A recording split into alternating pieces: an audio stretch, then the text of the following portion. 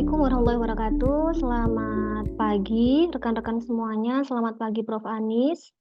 Perkenalkan kami dari kelompok 5 dengan anggota kelompok ada Pak Imam Muslim, ada Pak Christian Suhartadi Widinugraha, dan saya sendiri Solihah Uktavia Alifatrofiah. Kami akan mempresentasikan materi yang kedua di minggu ketiga ini dengan judul Foundation of Ontology. Jadi kita akan belajar cabang ilmu filsafat yang pertama. Jadi ketika kemarin kita belajar ada 4 cabang ilmu filsafat, yaitu ada ontologi, epistemologi, metodologi, dan etika. Nah, sekarang kita akan belajar cabang ilmu filsafat yang pertama, yaitu ontologi. Jadi dalam presentasi kali ini kami akan mempresentasikan ada 5 poin. Yang pertama adalah definisi dari ontologi. Yang kedua adalah pentingnya ontologi, terutama dalam studi organisasi. Ketiga adalah kontribusi filosofisnya, jadi pengaruh dari ontologi dalam studi organisasi. Keempat adalah bagaimana sih perdebatan-perdebatan dalam bidang filsafat. Dan kelima adalah kemungkinan perkembangan ontologi dalam studi organisasi. Oke, baik, kita mulai dengan definisi ontologi. Jadi ontologi itu secara bahasa itu berasal dari bahasa Yunani, Bapak Ibu sekalian. Jadi berasal dari kata ontos dan logos. Ontos itu artinya adalah yang ada, sedangkan logos itu artinya adalah ilmu. Jadi sederhananya ontologi itu merupakan ilmu yang berbicara tentang yang ada. Jadi ontologi ini adalah konsep keberadaan. Jadi adanya sifat dari pengetahuan itu sendiri, eksistensinya seperti apa? Eksistensi atau partisipasi dalam keberadaan.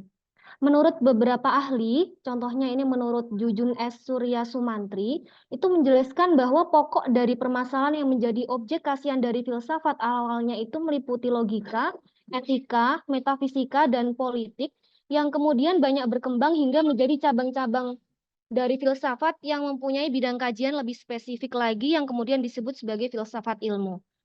Jadi kalau misalkan kajian ontologi itu dikaitkan dengan objek ilmu, itu sebenarnya terbagi menjadi 2. Contoh dari kajian ontologi itu adalah ada objek ilmu yang bersifat materi, dan yang kedua adalah objek ilmu yang bersifat non-materi. Contoh dari objek ilmu yang bersifat materi itu adalah objek ilmu itu dapat didengar, dapat dilihat, dan dapat dirasakan. Contohnya itu adalah ilmu sains, ilmu eksak, ilmu politik, sosial, budaya, psikologi, dan lain sebagainya. Sedangkan objek yang non-materi itu berlawanan dengan objek materi. Pada objek yang bersifat non-materi, contoh dari ontologi itu adalah kepuasan spiritual. Contohnya yaitu misalkan kita bicara tentang ruh, sifat, dan wujud dari Tuhan. Jadi di sini ada penjelasan pandangan epistemologi relatif. Ya, jadi pandangan epistemologis relatif itu berpendapat bahwa kategori yang kita gunakan untuk memahami dunia itu adalah konstruksi sosial. Jadi dikatakan dalam konteks hubungan kekuasaan. Contohnya saja ini gender. Jadi di gender itu ada maskulin, ada feminin gitu ya. Jadi kalau kita lihat di gender itu ada 2 ya, Bapak Ibu semua, ada female dan male. Seperti itu. Jadi ini adalah pandangan dari epistemologi relatif. Jadi diskusi mengenai ontologi di kalangan filsuf itu akan membawa pendekatan baru dalam ilmu-ilmu kemanusiaan dan sosial, termasuk dalam studi organisasi. Nah, sebenarnya pentingnya apa sih ontologi itu dalam studi organisasi? Jadi tujuan dari adanya ontologi itu adalah ontologi akan memperkenalkan kita gitu ya. Kalau kita bicara tentang filsafat, berarti kita akan dekat sekali dengan pemikiran gitu ya, proses berpikir. Jadi ontologi itu memperkenalkan pendekatan filosofis yang berpengaruh dalam studi organisasi dan memahami dampaknya. Jadi kalau kita bicara tentang ontologi di sini, ontologi itu bukan praktik yang hampa, tetapi ontologi itu ada. Misalnya saja kita belajar tentang manajemen. Dalam manajemen itu ada program studi. Nah, di dalam program studi itu pasti akan dipelajari ilmu-ilmu. Nah, ilmunya ini ada seperti itu. Jadi hakikat kenyataan atau realita yang didekati dengan ontologi itu ada dua sudut pandang, Bapak Ibu sekalian, yaitu kuantitatif dan kualitatif.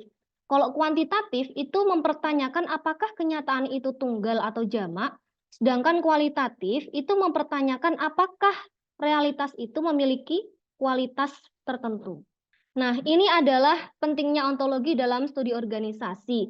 Yang jelas, jika kita pahami di sini, ontologi itu berfungsi sebagai dasar gitu ya. Ontologi itu adalah dasar dari kita untuk memahami objek ilmu baik itu yang bersifat materi maupun non materi. Jadi di sini dijelaskan bahwa ketika kita belajar ontologi, maka kita akan memahami realita atau kenyataan. Yang kedua, ontologi itu sebagai panduan dalam penelitian. Jadi ketika kita belajar ontologi, maka kita akan tahu bagaimana kita menjelajahi fenomena organisasional dengan benar. Selanjutnya adalah di dalam ontologi kita akan mengetahui bagaimana cara kita untuk mengimplikasikan sesuatu. Jadi ketika kita sudah memahami, kita sudah menghasilkan sesuatu dan kita pasti akan bisa mengimplikasikan, adanya implikasi praktis. Selanjutnya adalah pemahaman yang lebih dalam. Jadi ontologi itu akan membantu kita untuk memperdalam pemahaman tentang hubungan antara entitas dalam organisasi. Dan yang terakhir, ontologi itu berhubungan erat dengan adanya epistemologi, yaitu kalau tadi ontologi adalah sifat dari pengetahuan, epistemologi itu sumbernya, sumber, batas, dan validitas pengetahuan. Jadi kalau kita sudah mengetahui ontologi, maka secara tidak langsung kita juga merenungkan cara kita tahu apa sih sebenarnya yang kita ketahui tentang organisasi dan bagaimana cara kita untuk memperoleh pengetahuan tentang itu. Jadi di dalam ontologi ini definisinya itu mengalami ambiguitas Bapak Ibu semuanya. Maksudnya adalah di sini ada yang namanya ontologi yang bersifat tidak terikat dan ontologi yang berkomitmen. Maksudnya adalah ketika kita bicara tentang ontologi yang berkomitmen itu apa? Itu adalah ontologi yang punya pandangan bahwa realita itu sebagian besar tergantung pada pikiran atau kesadaran. Contohnya apa? Contohnya misalkan pandangan idealisme dari George Berkeley yang menyatakan bahwa objek dunia nyata itu hanya ada dalam kesadaran Tuhan atau pikiran manusia. Seorang materialis berkomitmen bahwa pandangan itu hanya ada materi yang ada di alam semesta ini saja. Contohnya adalah pandangan materialis Karl Marx, realitas sosial dan ekonomi sepenuhnya ditentukan oleh yang namanya struktur material. Misalkan seperti adanya produksi, distribusi, jadi seperti itu. Sedangkan ontologi yang tidak terikat itu adalah ontologi yang menjelaskan dari sebuah teori atau penulis tertentu tanpa memutuskan keberadaan atau kebenaran entitas yang dijelaskan. Jadi misalkan saja seorang peneliti itu mempelajari berbagai pandangan ontologi dalam suatu komunitas atau disiplin tanpa memilih satu pandangan tertentu. Contohnya saja ada seorang sosiolog gitu ya, yang meneliti pandangan ontologi yang beragam dalam bidang studi mereka tanpa mengambil sikap komitmen terhadap satu pandangan tertentu. Nah, di sini ada dua asumsi yang diperdebatkan. Yang pertama adalah bahwa perkembangan pikiran manusia itu terjadi secara progresif melalui tahapan sejarah yang berurut gitu ya. Jadi kita tahu bahwa manusia itu pasti akan memikirkan segala sesuatu hal itu dari kecil sampai besar gitu ya. Jadi yang namanya ontologi di sini gitu ya, pikiran manusia itu terjadi secara progresif dan berurutan. Nah, yang kedua adalah ilmu pengetahuan itu berkembang secara linier, dimulai dengan matematika hingga ilmu sosial dengan kompleksitas yang semakin besar dari kesinambungan yang kuat antara ilmu-ilmu alam dan ilmu-ilmu sosial. Jadi di sini adanya hubungan antara ilmu alam dan ilmu sosial. Nah, di dalam paper ini kita itu lebih fokus kepada ontologi yang positif. Apa sih ontologi yang positif itu? Ontologi positif itu adalah pandangan ontologi yang terkait erat dengan paradigma positivisme dalam ilmu pengetahuan. Jadi, secara umum kita akan tahu nantinya apa saja ciri-ciri ontologi. Nah, ini adalah ciri-ciri dari ontologi implicit positivism. Di sini ada 5 ciri-ciri ontologi positif. Yang pertama adalah bahwasanya realitas itu terdiri dari benda fisik yang diskrit dan dapat diuraikan secara ketat. Contohnya saja benda-benda manufaktur, molekul, sel, batu, seperti itu ya. Jadi itu adalah benda fisik yang bisa dilihat. Nah, yang kedua adalah sifat-sifat baru muncul dari interaksi unsur-unsur, bukan dari hubungan internal. Karena saya dari bidang keuangan, jadi contohnya itu adalah sistem keuangan. Dalam ekonomi dan keuangan, perilaku pasar, dinamika keuangan itu merupakan hasil dari interaksi kompleks antara berbagai faktor ekonomi, keuangan, psikologi, dan politis. Gitu ya. Nah, yang ketiga, objek-objek yang dianggap ada secara independen dari persepsi manusia. Contohnya saja, karena saya di keuangan, contohnya saja ada saham. Ya, saham itu adalah instrumen keuangan. Itu dianggap ada secara independen dari persepsi manusia. Obligasi, mata uang, derivatif itu ada. Nah, yang keempat adalah keberadaan sebagai sesuatu yang kekal dan bukan berubah-ubah. Contohnya ketika kita punya yang namanya aset produktif. Ya, aset-aset produktif contohnya seperti tanah, properti, atau mungkin ada peralatan bisnis gitu ya, itu dapat dianggap sebagai contoh keberadaan yang kekal dalam bidang keuangan. Dan kelima adalah entitas diatur oleh hukum universal yang menyebabkan keteraturan peristiwa.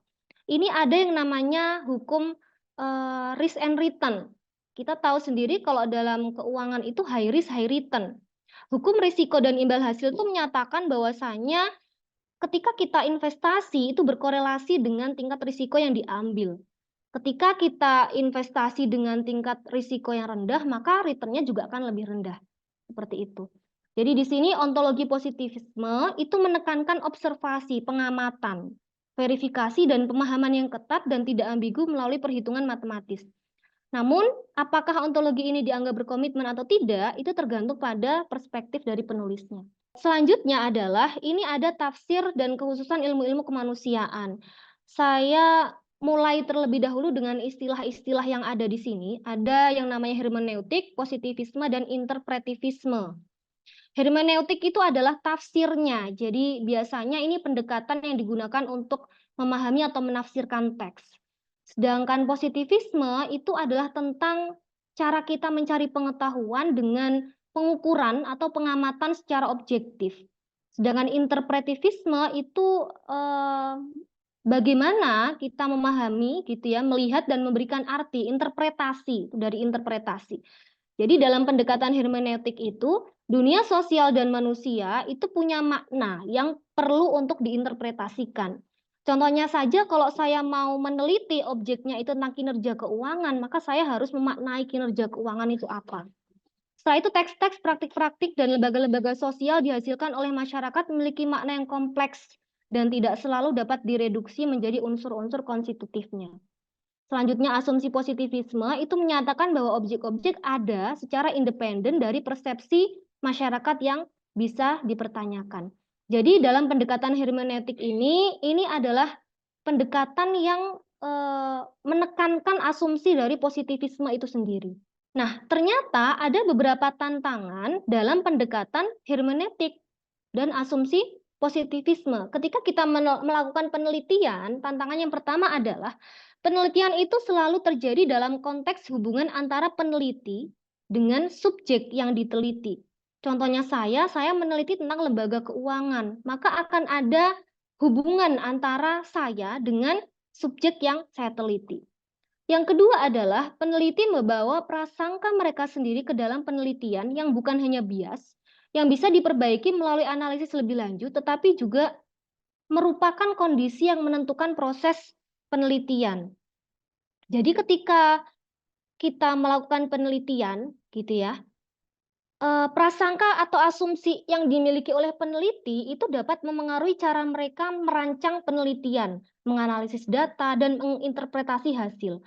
Oleh karena itu, penting bagi peneliti untuk menyadari prasangka mereka sendiri dan bagaimana prasangka tersebut dapat memengaruhi proses penelitian secara keseluruhan. Jadi di sini masih banyak aspek ontologis yang perlu dipertimbangkan gitu ya dalam hubungan antara peneliti dan subjek penelitian, terutama pembagian dunia menjadi subjek dan objek.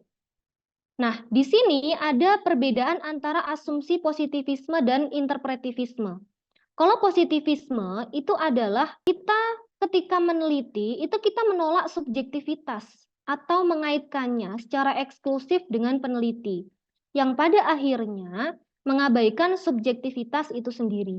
Sedangkan asumsi interpretivisme gitu ya, lebih memperhatikan subjektivitas peneliti dan subjek penelitian, namun ini juga menghadapi tantangan ontologis tertentu.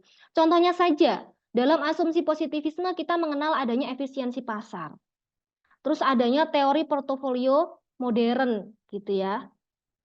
Kalau asumsi interpretivisme kita tahu adanya perilaku keuangan misalkan.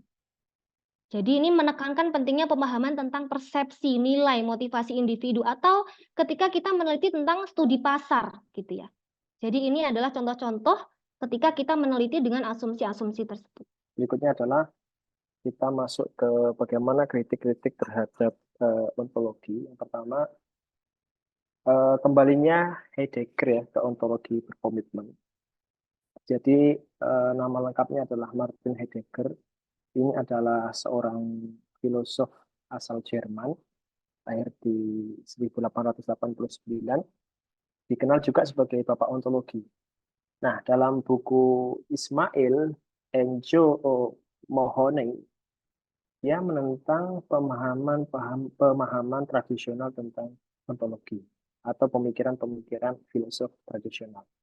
Pemikiran dari Martin Heidegger itu ingin berupaya bagaimana melakukan redefinisi ontologi itu sendiri.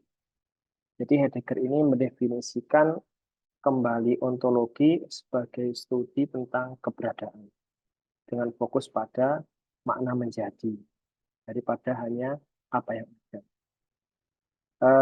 Jika kita analogikan begini, ketika kita memikirkan ontologi dari pohon, ya contoh, jawaban tradisional dari ontologi mungkin fokus pada definisi, ya pohon itu adalah seperti ini jenisnya, kemudian bagian-bagian pohon itu seperti ini, kemudian fungsinya juga seperti ini, dan seterusnya.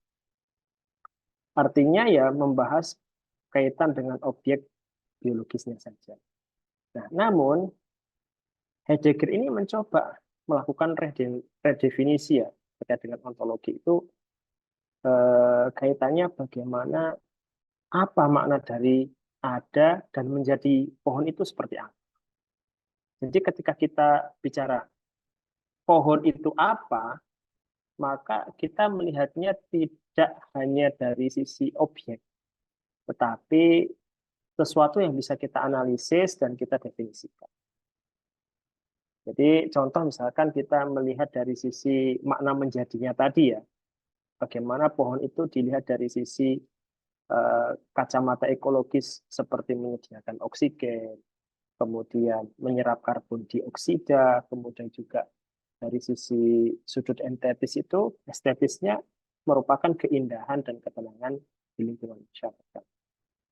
Jadi Heidegger ini mencoba ontologi itu tidak hanya memikirkan apa yang ada, tetapi maknanya menjadi apa seperti itu.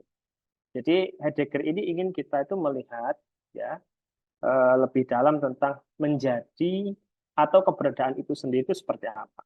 Jadi bukan hanya apa yang ada, tetapi bagaimana dan mengapa sesuatu itu ada, ya, dan bagaimana kita sebagai manusia itu berhubungan dengan keberadaan tersebut. Jadi dalam buku Ismail ini Heidegger itu ingin bagaimana kita itu memahami dunia itu tidak hanya sebagai sekumpulan benda saja, ya, tetapi bagaimana sebagai sesuatu yang kita alami itu bisa kita maknai, baik itu secara langsung maupun secara pribadi. Ya. Terkait dengan beberapa perspektif tentang postfondasional ya, di slide kedua, Itu bagaimana membahas tentang ontologi historis dan juga negatif. Nah, pertanyaannya, ketika Bu Vivi tadi menyampaikan ontologi menurut pemikir positivis, kemudian dikritik oleh Heidegger, kemudian juga lalu bagaimana dampaknya atas apa namanya kritik yang dilakukan oleh Martin Heidegger tadi terhadap pemikiran-pemikiran positivisme atau yang disebut pemikiran perspektif post-fondasional. Kritik ontologis Heidegger ini ternyata memiliki dampak besar pada teori sosial ya, terutama dalam tradisi teori sosial kritis yang disebut sebagai post-foundational tadi. Yang pertama adalah kritik terhadap narasi besar. Kritik terhadap narasi besar itu ketika perspektif yang dilakukan oleh pemikiran-pemikiran positivisme tadi itu menolak ide-ide seperti kemenangan positif. Pandangan bahwa pengetahuan ilmiah adalah puncak dari semua pengetahuan. Jadi ini menunjukkan ketidakpercayaannya terhadap narasi besar atau teori tunggal. Jadi ini dampak yang dilakukan oleh Heidegger tadi. Kemudian yang kedua adalah skeptis ya, skeptisisme terhadap pengetahuan objektif. Para pemikir dalam tradisi ini itu bersikap skeptis terhadap bentuk-bentuk pengetahuan objektif, baik itu epistemologi, kemudian ontologi. Mereka menekankan pengetahuan itu tidak dipengaruhi oleh konteks historis dan sosial tempat ia dibentuk. Jadi tidak bisa lepas dari kondisi-kondisi tersebut. Kemudian yang berikutnya adalah dampak politik dari pengetahuan. Artinya cara kita memahami, kemudian mengkonstruksi pengetahuan itu memiliki konsekuensi politik menurut Heidegger tadi. Jadi termasuk siapa yang berkuasa, kemudian bagaimana kekuasaan itu dijalankan, itu ada dampak politik dari pengetahuan dari ontologi historis dan juga negatif post-foundational tadi. Berikutnya adalah ini ontologi sejarah dan kritik para filosof-filosof seperti Foucault ya, yang post-foundational tadi, yang kemudian dalam buku Ismail ini juga dijelaskan Michael Foucault ini kemudian seorang filosof asal Prancis ya, yang dari aliran post-foundational tadi di awal ya, mendekati studi tentang manusia, kemudian pengetahuan dan juga masyarakat dengan cara yang sangat berbeda dengan Heidegger. Foucault ini mengkritisi pemikiran-pemikiran yang disampaikan oleh Heidegger tadi. Beberapa kritikannya adalah yang pertama adalah kritik berkelanjutan. Menurut Foucault, kita itu harus terus-menerus mempertanyakan dan mengkritik batas-batas pengetahuan kita, apa yang kita anggap benar itu, cara kita berpikir, kemudian tindakan yang kita lakukan. Ini dilakukan untuk menunjukkan bagaimana ide-ide dan praktek-praktek tertentu itu berkembang dan berubah dengan seiringnya waktu. Lalu Michael Foucault ini juga mengkritisi tujuan etis dan praktis dari ontologi itu. Jadi melalui kritik ini Michael Foucault itu ingin mengidentifikasi apa sih sebenarnya batasan-batasan yang tidak perlu atau sewenang-wenang yang diterapkan pada manusia itu, baik dalam hal pengetahuan, kemudian kekuasaan, maupun etika. Jadi sederhananya Michael Foucault ini ingin bagaimana cara kita berpikir, kemudian bertindak itu baru dan berbeda dengan pemikir-pemikir filosof sebelumnya. Kemudian kritik yang ketiga adalah ontologi historis. Maksudnya begini, ketika Foucault itu menekankan pentingnya memahami kondisi historis di balik cara kita memandang pengetahuan dan diri kita sendiri, ini berarti dia itu lebih fokus pada bagaimana dan kapan gagasan dan praktek itu muncul. Dan yang terakhir adalah kritiknya Foucault ini mencari alternatif. Jadi sama seperti Heidegger yang kemudian mencari mode keberadaan alternatif, tapi kalau di Foucault ini bagaimana mencari cara-cara baru untuk memahami, kemudian mengatur diri kita dan juga masyarakat kita. Jadi intinya adalah bagaimana Michael Foucault ini mengajak kita untuk memikirkan ulang, kemudian apa yang kita anggap sebagai pengetahuan, kekuasaan, dan diri kita sendiri itu dengan mempertanyakan asumsi-asumsi yang kita ambil sebagai kebenaran universal. upaya untuk memperkenalkan kembali dan juga mendekonstruksi materialitas. Ya, jadi poin ini menjelaskan bagaimana pemikiran-pemikiran kontemporer, khususnya Barat dan juga Bruno Latour, ya, menantang cara-cara tradisional dalam memahami hubungan antara materi, baik itu fisik, kemudian benda, kemudian sosial, baik itu manusia maupun masyarakat sendiri. Yang pertama, menggabungkan fisik dan sosial. Jadi baik menurut Barrett maupun Latour ini berpendapat bahwa kita tidak bisa memisahkan dunia fisik ini dari interaksi sosial manusia.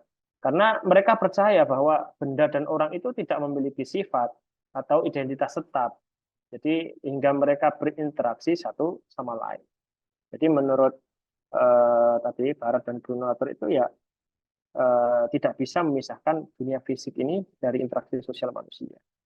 Kemudian yang kedua, pandangannya itu adalah semuanya terbentuk dalam interaksi. Menurut Barat, materi dan sifat manusia itu tidak ada sebelum berinteraksi. Maksudnya begini, apa yang kita lihat, kemudian sebagai perbedaan ya antara materi dan manusia itu sebenarnya muncul dari interaksi ini. Jadi ini yang disebut dengan pendekatan sosiomaterial itu seperti itu. Lalu yang ketiga adalah jaringan semua entitas. Latour ini dengan teorinya aktor jaringan mengatakan bahwa segala sesuatu itu, baik benda maupun manusia, terhubung dalam jaringan yang kompleks. Ya. Artinya ya identitas dan sifat baik itu objek atau manusia terbentuk itu melalui keterlibatan mereka sendiri. Dan yang terakhir adalah menolak pembagian tradisional. Maksudnya mereka itu mempermasalahkan batas tradisional antara materi dan juga sosial itu dipermasalahkan.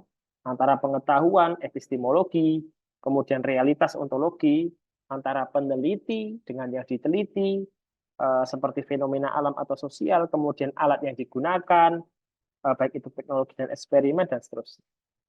Intinya, Barat dan Latour ini ingin mendekonstruksi materialitas, mengajak kita untuk melihat dunia sebagai jaringan yang kompleks, di mana manusia, kemudian objek dan ide-ide itu tidak hanya saling berinteraksi, tetapi juga saling membentuk. Pemikir post-foundational ya, atau realisme kritis ini seperti yang diusulkan oleh Roy Bhaskar, menawarkan pandangan-pandangan baru tentang cara kita memahami realitas dan hubungan antara individu dengan masyarakat. Ada 6 poin penting yang ada dalam buku ini.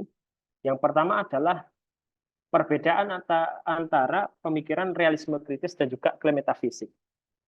Jadi pemikir realisme kritis itu menentang pandangan bahwa metafisik tradisional itu, realisme kritis berargumen bahwa pemahaman kita tentang dunia harus berdasarkan pada interaksi dan hubungan konkret yang dapat diamati dan dianalisis. Nah, berbeda dengan pandangan bahwa ontologi berkomitmen yang kedua, jadi ontologi itu harus netral atau tidak berkomitmen ya. Realisme kritis ini mendukung ide bahwa ontologi itu harus berkomitmen terhadap pemahaman realitas yang mendalam. Jadi ini menolak gagasan bahwa ontologi itu berkomitmen, hanyalah fantasi dari masa lalu. Yang ketiga adalah ontologi sosial relasional. Jadi menurut Bhaskar ini masyarakat dan entitas sosial itu bersifat relasional. Artinya mereka didefinisikan oleh hubungan mereka satu sama lain. Misalnya antara dosen dengan mahasiswa, antara pasien dan juga perawat, antara suplai dan demand, dan seterusnya. Jadi ini menunjukkan bahwa entitas sosial itu tidak bisa dipahami secara terpisah dari hubungan mereka. Yang keempat adalah agensi dan struktur. Jadi kaum realis kritis ini menekankan bahwa individu itu tidak terisolasi, tetapi berkembang dalam konteks kelembagaan dan struktur sosial. Ini mendukung pandangan bahwa dualistik tentang struktur dan agensi itu di mana individu dan struktur sosial saling mempengaruhi. Dan yang kelima adalah kemunculan dan keberadaan sosial. Maksudnya adalah realisme kritis itu menunjukkan bahwa entitas sosial itu muncul dari interaksi manusia. Struktur sosial itu memiliki sifat dan daya sendiri meskipun tergantung pada manusia. Dan yang terakhir adalah pemikiran kaum kritik realisme ini versus dengan positivisme. Jadi dibandingkan dengan positivisme, realisme kritis ini menawarkan pandangan yang lebih dinamis ya, lebih dinamis dan relasional tentang realita itu sendiri. Dan yang terakhir adalah bagaimana ontologi itu dalam organisasi studi. Kesimpulannya adalah dalam buku Ismail ini menekankan pentingnya pemahaman ontologis dalam penelitian organisasi.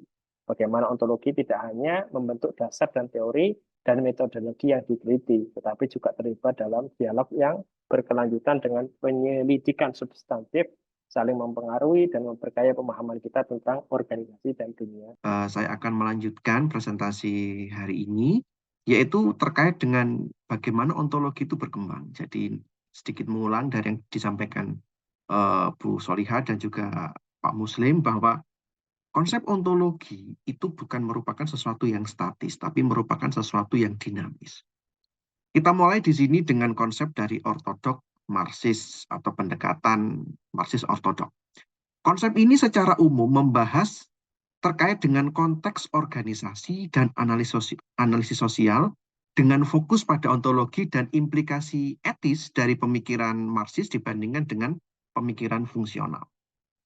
Apa poin pentingnya? Poin pentingnya adalah adanya perbedaan pandangan dengan pemikiran fungsionalis yang menekankan pada stabilitas dan kohesi dalam organisasi. Jadi memang tidak semuanya itu sifatnya aja gempeng seperti itu, tapi pasti akan memunculkan berbagai macam dinamika yang ada. Marxis di sini menekankan pada dialektika material yang melihat mode produksi sebagai pendorong konflik struktural dan perubahan, dan juga mendukung studi yang berkaitan dengan serikat pekerja, perlawanan, dan konflik di tempat kerja. Memang perlu kita ingat bahwa pendekatan Marxisme ini yang memang pada era itu yang akan banyak mewarnai dari perjuangan-perjuangan bisa dikatakan terkait dengan perjuangan kiri atau pandangan kiri terkait dengan sosialisme, memang ini bisa dikatakan bentuk perlawanan dari kapitalis pada era itu. Jadi bagaimana pemilik modal berkuasa, bagaimana kaum borju berkuasa, bagaimana tuan tanah berkuasa, maka muncul gerakan yang seperti ini. Fokusnya dari mana? Melihat dari mode produksi sebagai pendorong konflik struktural dan perubahan. Lalu ada aspek kesetaraan di sini. Kesetaraan dari mana? Ternyata pekerja itu juga mempunyai hak yang sama. Mulai muncul konsep seperti itu. Adanya perlawanan dan juga muncul konsep terkait dengan konflik di tempat kerja. Marxis di sini melihat konflik dan perubahan itu sebagai aspek intrinsik dari struktur sosial. Berarti sudah masuk dalam struktur sosial. Sedangkan pendekatan fungsional di sini lebih menekankan pada harmoni dan stabilitas. Jadi memang tidak semuanya itu stabil, justru nanti di akhir akan dijelaskan adalah bagaimana konflik yang terjadi, dinamika yang terjadi ini justru akan mewarnai pada perkembangan-perkembangan teori selanjutnya. Kita lanjutkan dengan konsep realisme kritis. Seperti yang dijelaskan oleh Bapak Muslim tadi, awalnya konsep ini berfokus pada kajian sosiologis dengan menekankan pada serikat pekerja, kekuasaan, dan perlawanan. Dalam artian, bisa dikatakan mirip dengan pandangan Marxis. Nah, tapi di sini, kemajuan dalam kajian realisme kritis dimulai itu ketika mulai muncul upaya untuk menyediakan dasar ontologis yang jelas dan koheren untuk topik yang sifatnya tradisional, yang sebetulnya sudah terlebih dahulu dikaji oleh pendekatan-pendekatan para ahli filsuf atau ahli teori dari post-fondasional. Nah, mengapa ini menjadi menarik? Karena ternyata adanya pertumbuhan yang signifikan dalam studi manajemen dan organisasi, di mana ketika kita menggunakan pendekatan realisme kritis, seperti yang disampaikan Bapak Muslim tadi, ada kaitan antara ontologi sampai dengan metodologi. Yang artinya apa? Critical realism ini adalah alternatif dari pandangan konstruktivisme sosial. Seperti Margaret Archer memunculkan konsep terkait dengan konsep struktur dan agensi. Ada konsep identitas, adanya konsep teknologi informasi, dan juga terkait juga dengan kelas-kelas ekonomi atau strata-strata dalam ekonomi. Yang artinya apa? Bahwa konsep ini dinamis. Sangat dinamis sekali. Ketika kita berbicara mengenai konsep identitas, maka kita bisa berbicara terkait dengan konsep kalau dalam pemasaran, kita berbicara terkait dengan merek. Walaupun Shakespeare pernah bicara apalah arti sebuah nama, karena nama itu sangat berarti. Bukan sekedar identitas, tetapi ada value di dalamnya yang bisa menjadi poin penting yang disampaikan kepada konsumen. Konsumen pun siapa konsumen saya? Siapa identitas konsumen saya? Kalau secara praktis bisa dikatakan seperti itu. Konsep teknologi informasi yang akhirnya ini menggeser total bagaimana cara kita bekerja, bagaimana cara kita berbisnis. Ini menggeser total terkait dengan konsep-konsep teknologi informasi. Namun yang menarik di sini juga dari Marxis sampai hari ini masih ada konsep terkait dengan kelas ekonomi yang nyatanya masih bisa kita rasakan sampai sekarang. Realisme kritis ini telah berkembang dan diperluas dalam aplikasinya dalam studi organisasi dan sosiologi. Konsep ini memberikan fondasi ontologis yang kuat untuk mengatasi berbagai topik dan yang paling penting memfasilitasi pendekatan yang lebih terintegrasi antara struktur dan agensi. Saya lanjutkan. Berikutnya adalah terkait dengan post-foundational approach. Jadi latar belakangnya dari mana konsep ini muncul atau pendekatan ini muncul? Latar belakangnya adalah kita perlu melihat di sini munculnya skeptisisme. Jadi para sarjana-sarjana atau para ilmuwan-ilmuwan terkait dengan studi organisasi ini mulai skeptis yang didasarkan pada penolakan terhadap asumsi bahwa fondasi pengetahuan yang tetap dan universal terhadap klaim positivisme dan fungsionalisme tentang pengetahuan yang objektif dan apolitis. Jadi mulai muncul banyak pertanyaan-pertanyaan baru. Sebetulnya ya ini lumrah kalau kita kaji dalam kaitan ontologi. Apa, mengapa, bagaimana, terus pertanyaan yang berulang-ulang seperti itu. Nah, perbedaan dengan realisme kritis adalah jika realisme kritis ini ingin memperbaiki kesalahan ontologis dari positivisme dengan menawarkan dasar ontologis yang kokoh, post-foundational ini tidak tertarik menggunakan satu atau beberapa pendekatan ontologi. Dia lebih tertarik pada eksplorasi dan dekonstruksi asumsi ontologis, teoritis, dan etis. Jadi memang motivasinya bisa dikatakan niatnya sudah berbeda. Di mana yang satu realisme kritis adalah ingin memperbaiki, yang post-foundational itu tidak tertarik, tapi lebih tertarik kepada eksplorasi dan dekonstruksi asumsi ontologis, teoritis, dan etis.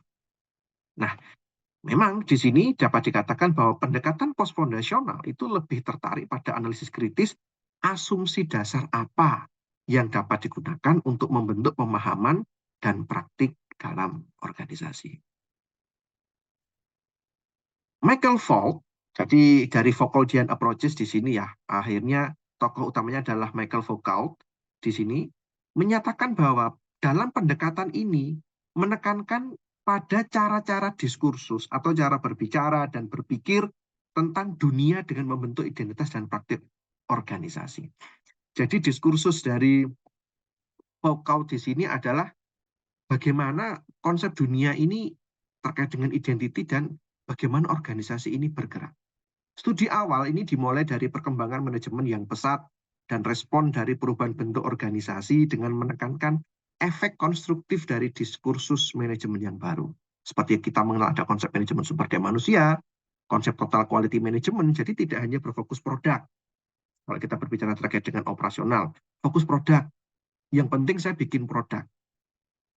Nggak tahu besok bagaimana. Nah pertanyaannya, apakah produk saya disukai? Maka akan muncul lagi, apakah produk saya ini dalam artian biayanya bisa saya kontrol? Apakah kita hanya mengejar average terkait dengan selisih biaya modalnya saja, dan lain sebagainya. Menarik di MSDM, apakah manusia hanya faktor produksi? Ataukah dia yang sebagai sumber atau beban perusahaan? Atau malah sebagai investasi? Maka konsepnya bergerak sekali sampai sekarang kita mengenal adalah terkait dengan human capital.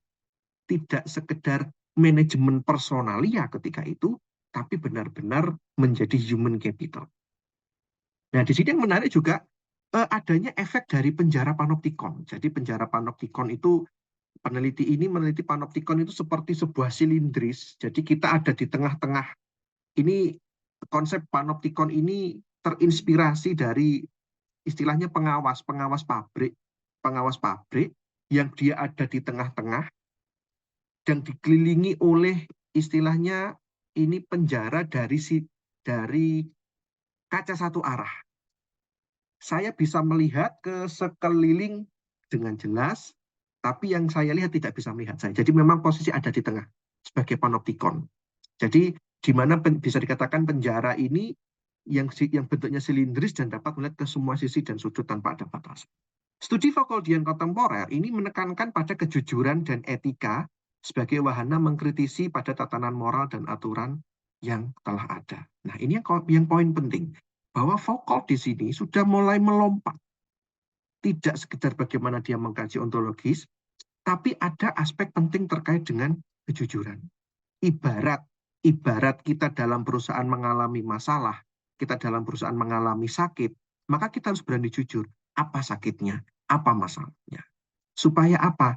Pencegahannya, penyelesaiannya bisa segera dilakukan. Itu pendekatan dari Foucault. Secara umum Foucault tidak terikat pada ontologi, namun sekali lagi lebih tertarik pada kemungkinan etis dan politik terhadap tatanan organisasi. Sebagai penutup adalah apa? Terkait pengembangan ke depan bagaimana? Sebagai kesimpulan dari pertemuan hari ini adalah teori ontologis itu memiliki kekuatan untuk mengembangkan studi organisasi dari batasan konvensional yang berhubungan dengan pertanyaan penelitian, ruang lingkup analisis, metode, objek kajian, terkait dengan perintah berkaitan dengan etika, atau mungkin juga keraguan yang mungkin muncul dalam suatu kajian. Berikutnya adalah filsafat harus ditafsirkan secara hati-hati dan tidak pernah dapat diterjemahkan secara otomatis. Artinya sekali baca selesai, sekali baca selesai. Tidak bisa. Butuh perenungan, butuh kontemplasi terkait dengan apakah sudah benar langkah yang diambil. Apakah sudah benar fondasi yang disusun. Mengapa? Kan harus dipahami bahwa dalam filsafat, perdebatan dalam teori organisasi itu adalah tanda pertumbuhan yang sehat. Jadi bukan sebagai gejala ketidakstabilan, justru kini kesehatan. Karena dinamis, manusia berhimpun membentuk komunitas. Himpunan komunitas ini adalah seseorang yang pasti berubah sesuai dengan lingkungan dan zamannya. Ontologi berikutnya adalah tidak dapat secara otomatis diterjemahkan menjadi penelitian. Karena cukup berbahaya. Dalam artian di sini adalah tidak bisa berdiri sendiri. Harus berkaitan dengan aspek epistemologis, metodologi, dan lain sebagainya. Dan sekali lagi, kita membutuhkan perenungan, kita membutuhkan kontemplasi untuk berbicara, berdiskusi terkait dengan 6 perkembangan ontologi yang berdampak pada studi organisasi. Pertama adalah mendorong metode penyelidikan yang beragam dan baru. Mendorong metode penyelidikan yang beragam dan baru. Apa yang baru? Mengapa harus baru? Maka itu nyambung ke poin kedua, yaitu menanyakan dan merenungkan konsep apa itu. Apa, siapa, dan seterusnya. Maka bersambung ke yang ketiga adalah menyelesaikan konsep apa dengan pertanyaan bagaimana, fungsinya. Istilahnya adalah memang filsafat menuntut kita untuk bertanya. Selalu bertanya, termasuk meragukan. Itu ilmiah, boleh kita meragukan. Mengapa harus ragu, dan seterusnya, dan seterusnya. Yang lebih penting adalah implikasi etis dan politis dari positivis ontologis. Sehingga apa? Supaya memperkaya keahlian, maka sebagai ahli teori organisasi, melalui diskusi kritis dengan penulis yang telah mapan. Kata kuncinya adalah diskusi dengan penulis yang telah mapan. Adanya upgrading terkait dengan pemikiran dan bahasan. Serta bagaimana ini berubah, bagaimana ontologi berkembang adalah mengikuti perkembangan ontologis yang sedang berlangsung dalam filsafat. Artinya ini sangat dinamis sekali. Berkembang, konsepnya dari apa, bagaimana, mengapa, kembali ke apa lagi, dan seterusnya. Sebelum kami menutup, kami ingin mengutip dari Immanuel Kant bahwa waktu dan ruang bukanlah realitas material, tetapi kondisi a priori dari intuisi internal kita yang membentuk kerangka bagi pengalaman kita tentang dunia. Sekian dari kami. Terima kasih atas perhatian yang telah diberikan. Tetap semangat, tetap sehat, dan selamat pagi.